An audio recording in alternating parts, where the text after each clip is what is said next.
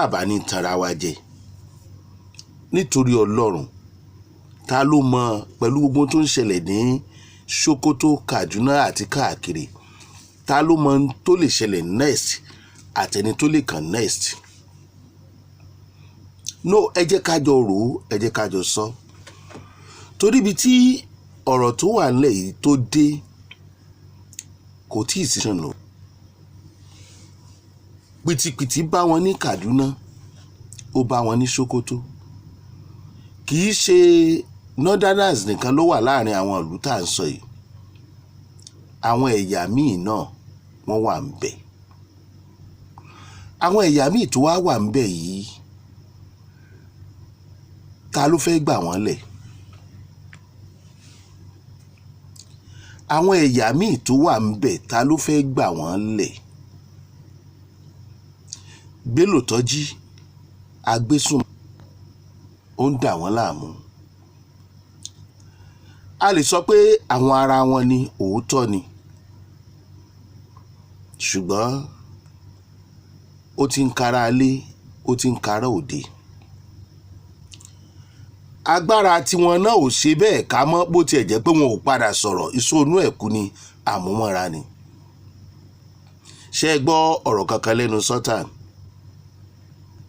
Gbogbo tẹ́ ẹ̀dẹ̀ máa gbọ́ lẹ́nu gómìnà ni wípé ara wa ni wọ́n, ọmọ Nàìjíríà ni wọ́n, ibi tí wọ́n gbàjọ́ ọmọ Nàìjíríà gan torí àmàwúsá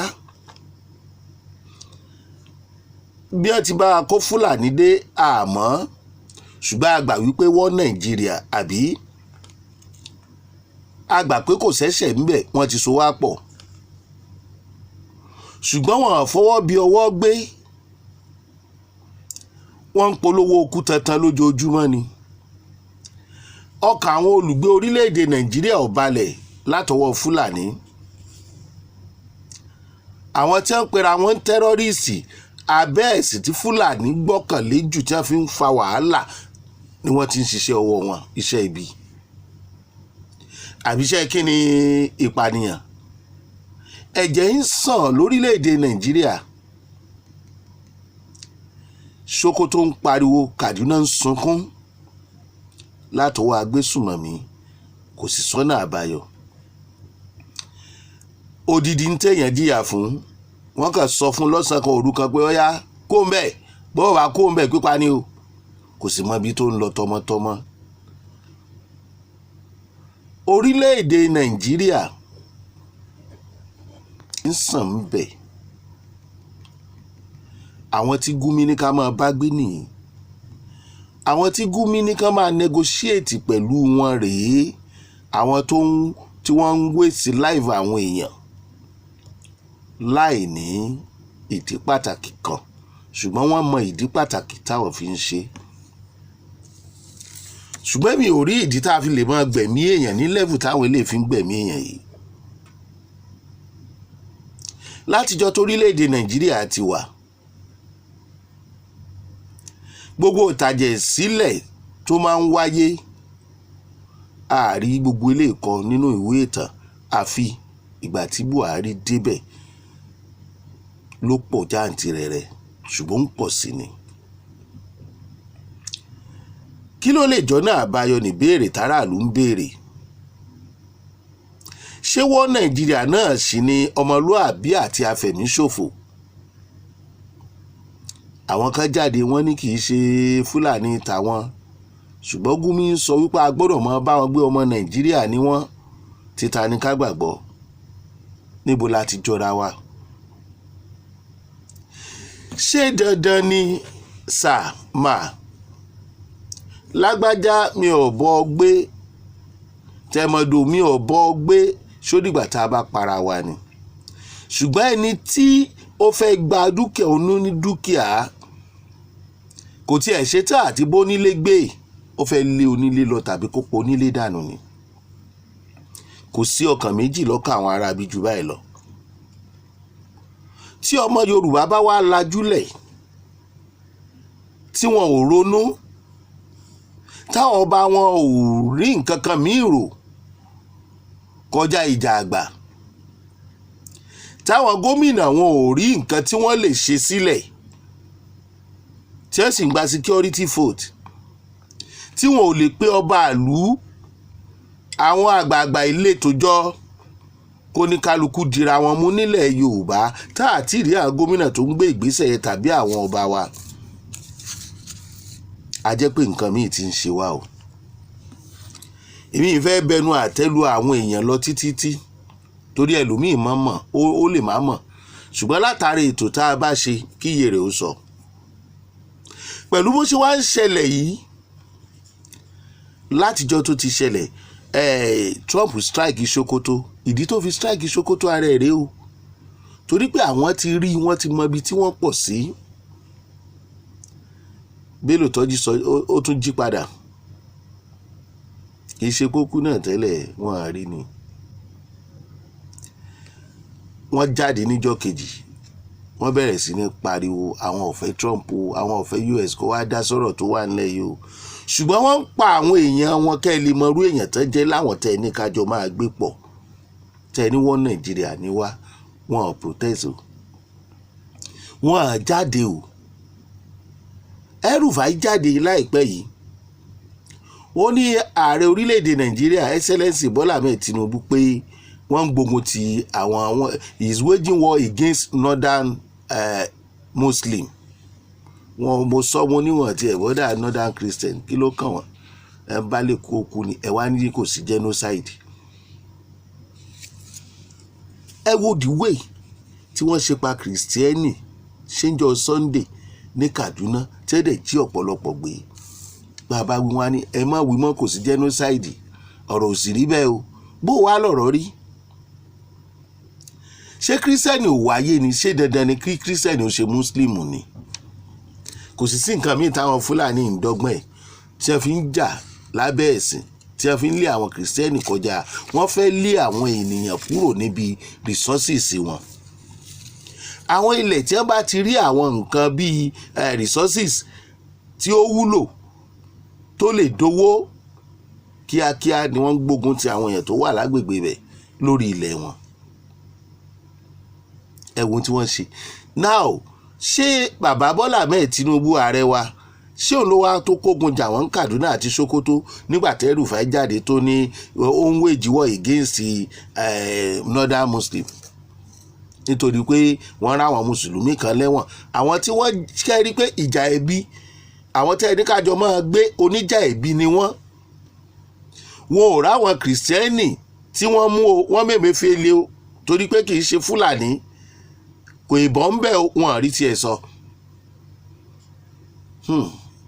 kábíyèsí Olódùmarè ẹ fi sábẹ́ comment section genocide wà àbí kò sí genocide. ẹgbọ́n tó tún ṣẹlẹ̀ lórí ọ̀rọ̀ gold kò ṣe gold tí ẹni bàbá Tinubu gbé ẹ̀ka tí ó mọ tí wọ́n bá wa góòlù tán tí wọ́n gold tán tí wọ́n máa tún ṣe àtúnṣe ẹ̀ wá sẹ́kọ̀ọ́ wọ́n mọ̀ yarí wọ́n yarí o gold kí ni wọ́n pè center àbí kí lẹ́ pè láyé nítorí pé sanfara bí nǹkan ni wọ́n ní gold north ṣá ni resources yẹn wà wọ́n ní kò jọ ó fẹ́ gba resources àwọn nígbà tí wọ́n pínwó epo tàwọn Niger Delta epo tí wọ́n ní ọ́ìlì tó jẹ́ pé gbogbo orílẹ̀-èdè Nàìjíríà ní wọ́n ló wà fún Niger Delta ò jáde kan sọ pé tàwọn ni wọ́n gbà pé orílẹ̀-èdè Nàìjíríà ló wà fún tẹ́yìn Fúlàní tẹ́sí ń gba ṣíà ń bẹ̀ tí ò bá jẹ́ ilẹ̀ gbẹ̀yìn tó pọ̀ jù àwọn ọmọ yín ni wọ́n fi ń so lórí ibẹ̀ jù. ẹ sọ̀rọ̀ o ẹ̀yin lè gba resources middle belt pé òkè àmọ́ pinnu owó yẹn ṣùgbọ́n tí góòdì tọ̀dọ̀ yín ẹ máa wá wò kápẹ́ Niger Delta o wọ́n wá ń bínú wípé báwo ni refinery ṣe ń wà káàkiri kan ní ẹ lè ṣe refinery sígbà ẹ lè ṣe refinery sáwò bí wọ́n ti fẹ́ ṣe bíi depot àbí center fún góòdì tiwọn yìí àwọn yarí wọ́n ní kò jọ ìtò jẹ́jà àwọn làwọn ni ẹ lè gbé ẹ̀ka iléeṣẹ́ lọ síbòmí lọ sẹ́kù ṣé àwọn tá a jọ jẹ́ wọ́n Nàìjíríà nìyẹn ìwà tánwù yẹn ṣé wà wọ́n Nàìjíríà ni wọ́n turn story against bàbá Tinubu ọlọ́run ajẹ́ ká rí ṣe bàbá Tinubu tó wá àwọn eléyìí ìrókò wọn ó ti ta gbòǹgbò. Nígbà olóògbé Muhammadu Buhari wà láyé ọ̀pọ̀lọpọ̀ plan ló ti ṣẹlẹ̀. Ṣé ẹ gbọ́ kí bàbá wa Abdulsalam kan jáde sọ̀rọ̀ lórí tó ń ṣẹlẹ̀ gẹ́gẹ́ bí olórí orílẹ̀-èdè bí ò tiẹ̀ pẹ́ nígbà kan. Wọ́n lè gèsè ẹ̀yà wọn. Gbogbo àwọn elétò ààbò tẹ́ ẹ bá mú ẹ̀yà míì fi ṣe olórí mínísítà ètò ààbò, wọn ó tó pariwo wọn á ló gbé ẹ̀yà Ìgbò àbẹ́yà Haúsá àbẹ́yà Mídùbẹ̀ ti dìde kán máa wá pa àwọn Fúlàní. Ṣé ẹ rí pa ti ṣe nǹkan? So north ní resources nsìn tí wọ́n lè torí ẹ̀ máa jà pé àwọn làwọn ní, ṣùgbọ́n wọ́n lè gba owó ọ́ìlì tí ìṣètọ̀dọ̀ wọn ló wà, wọ́n lè dálé epo lẹ̀, wọ́n lè fọmọ wọn ṣo lórí ńbẹ̀. Ṣé rí ìmọ̀tara ẹni nìkan? Ṣé rí ìmọ̀tara ẹni nìkan? Ó ṣò pé gbogbo killings, ìpànìyàn, ìfẹ̀míṣòfò tí wọ́n ń ṣe torí tí wọ́n ṣe ń ṣeré, wọ́n fẹ́ gba orílẹ̀-èdè Nàìjíríà pátápátá tí ìran kankan tí wọn ò ní lẹ́nu ń bẹ̀ mọ́. Ṣé bí yóò ṣe máa lọ rèé? Bàbá Bọ́lá Ahmed Tinubu, Ọlọ́run wà pẹ̀lú yín o. Ìjókòó pẹ̀lú àwọn ará bíi, wíwá ojútùú pẹ̀lú àwọn ará bíi iṣẹ́ tó lágbára ni, ṣùgbọ́n ẹ̀yin náà understand, ẹ ti understand plan wọn, ẹ ti mọ bí wọ́n ṣe fẹ́ kí Nàìjíríà rí. Àwọn ni wọ́n fẹ́ structure Nàìjíríà, èyí tí wọ́n ò jẹ́ kẹ́ ẹ rí forest guard ṣe bó ṣe tọ́ àti bó ṣe yẹ, tí wọ́n tún ń jà lórí ẹ̀ wípé àwọn náà fẹ́ ṣe aṣọ́gbó tí kìí ṣe aṣọ tí ì ṣe ìlú wọn. Gbogbo òfin tẹ́ ẹ ṣe wọ́n sì ń jà lórí ẹ̀, wọ́n jà ń plateau lórí ẹ̀ náà. Táwọn ọmọ onílùú ní àgbà ẹ̀ ṣe ara wa kì í ṣe ara yín, ẹ̀ lè bá wa ṣọ́gbó wa, wọ́n yarí. Kí ni wọ́n rí ṣe sí o? Pàápàá jùlọ ṣe bí ẹ ti sọ di national forest guard lẹ́yìn tí ò yẹ kó rí bẹ́ẹ̀. National bò kí ni jẹ́ national no forest guard? State police kò sí nǹkan kan tó ti bẹ̀ jáde tí ò sì nira rárá láti ṣe, kí lè gbìmọ̀ aṣòfin fọwọ́ sí ni, ṣùgbọ́n àwọn ní ọ̀pọ̀ ńbẹ. Wọ́n dẹ̀ mọ̀ pé tí state police bá wà, ọwọ́ ọmọ tẹ àwọn agbésùmọ̀mí àwọn, àṣírí ó sì tètè máa tú. Sultan Sokoto ò sọ̀rọ̀ o, bẹ́ẹ̀ bá sọ̀rọ̀ àwa ò tí ì gbọ́. Kí wàá lẹ ní kó ṣẹlẹ̀ bàbá? Gbígbé pẹ̀lú àwọn ará bíi, ẹjọ́ nítorí Ọlọ́run, ṣó lè mú àlàáfíà wá? Nígbà tí Katsina governor tó dá àwọn 70 bandit tó pè ní bandit, àwọn terrorist, lẹ́yìn ìgbà tófin ti sọ wípé wọ́n gbọ́dọ̀ mú wọn, ìtọ́ yẹ kó ṣe ni pé kó gbé wọn lọ ilé ẹjọ́. Ó dá wọn lẹ̀ 70, ẹ wo àbọ̀ díẹ̀ bọ́yọ̀ ní padà sí Sokoto. Kí lẹ rò pé tọ́ báyìí? Ṣé ìpínyà ni? Ṣé restructuring ni? Ṣé ká máa repent ni? Repentant Boko Haram. Àwọn ICIC lẹ́nu wọ́n ní láti sọ pé àwọn ò fẹ́ Kristẹni, wọ́n sọ ni, wọ́n kò tẹ̀. Allegedly wọ́n ní wọ́n sọ pé àwọn ò fẹ́ Kristẹni. Ṣé rí pé wọ́n ti ń pe ogun? Ẹ kọ́kọ́ mọ̀ pé wọn ò lè stop, ẹni lọ́kàn pé wọn ò lè stop, torí ó dìgbà tí wọ́n bá ní tí wọ́n ń wá. Ẹ mọ irú ìran tí ìran Fúlàní jẹ́, ṣó ṣe máa wò níran? A níṣẹ́ tó le ní fún bàbá wa ààrẹ Bọ́lá Ahmed Tinubu Excellency, iṣẹ́ tó le ní lóòótọ́, ọmọ ọlọ́mọ ni wọ́n, ṣùgbọ́n mi ò lè wá kú, ẹ̀yin náà bàbá wa lè sọ bẹ́ẹ̀, kí í joyè lé bàbá ẹ̀. Superiority nǹkan àwọn ẹ lè gbé ẹ̀ka ẹ̀ lọ síbòmí. Question tí máa fi káàdì ẹ̀ ńlẹ̀, àwọn tó so wá pọ̀, amalgamation, ẹ gbọ́ ṣé lóòótọ́ ni ó ti expire 2014? Tí nǹkan bá expire, èèyàn lè renew ẹ̀ tàbí kó má renew ẹ̀. Èèyàn lè renew ẹ̀ lábẹ́ tó bá tún fẹ́ nǹkan yẹn. ẹ̀yin yẹn fi sábẹ́ comment section kí lẹ rò pọ̀ yẹ kó tẹ̀lé amalgamation tó ti expire. Ọ̀nà wo la lè gbà ṣẹ́gun àwọn ará bí? Àmọ̀ràn fún bàbá wa President Bola Ahmed Tinubu, ẹ fi sábẹ́ comment section. Ibi ò ní wọlé tọ̀ wá o, ṣé ká sọ tòótọ́? Ọmọ Yorùbá ẹ múra, ikú tó ń pa ojúgbẹ́ ẹni òwe ló ń pa fún ni o.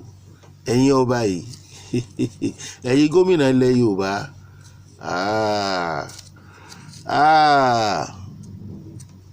ìtò wà lókè dùgbẹ̀dùgbẹ̀ ni o, tó bá já yóò kára lé yóò kára oko. Ọ̀run Yábọ̀ ìsọ̀rọ̀ ẹnìkan o, ẹ má wòran o, ètò ààbò àsìkò yóò ṣe fi ṣeré o. Àwọn ará bí míì ni ṣé wọ́n Nàìjíríà ni wá, ṣáà lè máa bá wọn gbé lọ. Ṣé wọn Agboola lórúkọ mi.